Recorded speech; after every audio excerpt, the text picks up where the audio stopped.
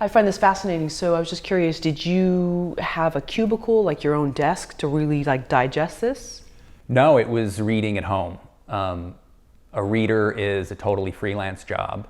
So at the time, I mean, this really dates me, a lot of the work was actually in print. So I would go to the company that I was working for, they would give me a script or two or a stack or a book, printed on paper. I would go home, I would write up the coverage report, and then I would actually, really early on, I would put it on a disk, on a floppy disk. I would save it, and then I would come back in and give them the floppy disk, and they would put it on their computer into the server so that the execs and president of the company and stuff could access it, you know. But yeah, I was actually reading on paper. Now, they obviously just email a PDF, and then it's up to the reader who works at home whether they want to print it out and read it on paper or they want to read it on their computer or tablet or whatever.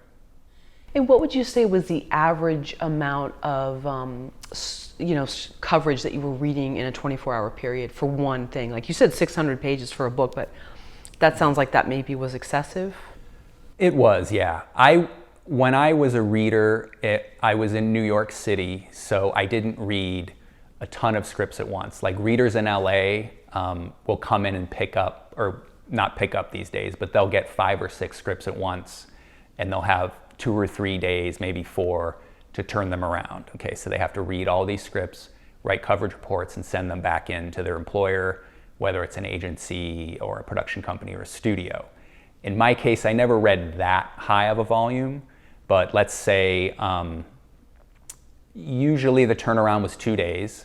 So I'd get a script, whether I got a script or 2 or 3, let's say I got them on Monday, they would be due by Wednesday. But what was challenging and good, because it paid more money, was the overnight jobs.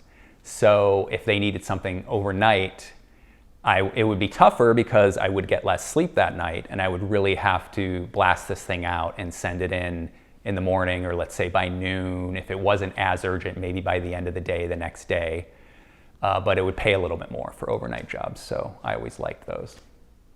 And so what did you start to learn about really dissecting something? Because, I mean, are you like speed reading? How does one finish something and then do coverage on it within a 2-day period like that? Well, some readers might take notes as they go. They might write notes in the margins if they're reading on paper.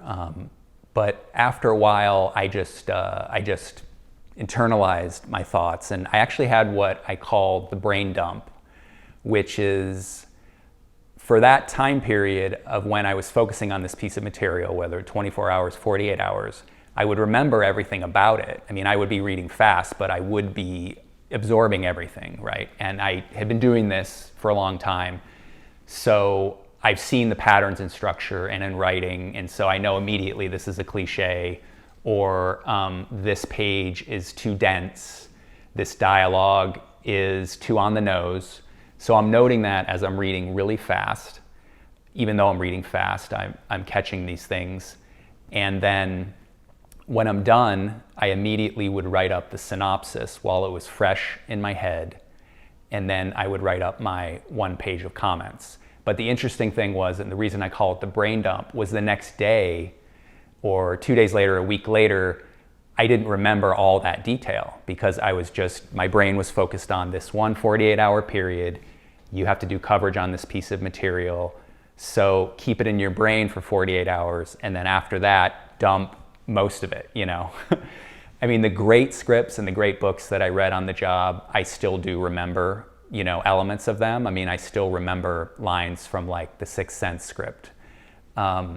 And from a few other scripts and some books. But generally a reader is just evaluating it for one read, and it's in that one 24 to 48 hour period. They're not doing pages and pages of notes. They're not meeting with the writer. You know, this isn't development. They're just evaluating one read after it comes in the door, and they're handing their report in. And then from there, they don't really know where it goes.